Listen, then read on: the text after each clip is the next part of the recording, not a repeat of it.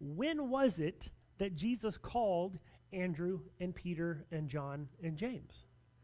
Is it here in Mark chapter 1 in Capernaum on the Sea of Galilee? Or was it back in John chapter 1 on the banks of the Jordan? Because remember, back in John chapter 1, they meet him. It's whenever Andrew was with John the Baptist, and John says, "Behold, the Lamb of God." And so he goes and he sees him, he goes, "Wow, it's the Messiah." And he goes and grabs Peter, right? And so here you have the four of them in Jordan meeting Jesus, and they acknowledge who he is, that he is the Lord, he is the Christ, he is the Messiah. So which was it? Was it on the banks of the Jordan? Or was it here in Capernaum, on the shores of the Galilee? Well, it's actually both.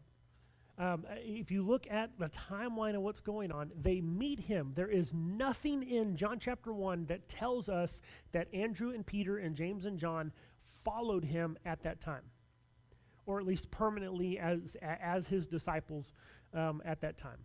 They acknowledged who he was. They understood who he was. But at some point, they go back home. They're fishermen. They're back home. They're fishing. That's what they do. And so here he comes along again, and it actually makes a little more sense because they know who he is. They already met him at the Jordan. They were there for his baptism. So they know who he is. So whenever he comes up to them on the Sea of Galilee now and says, "Follow me," they drop and go because they already know who he is.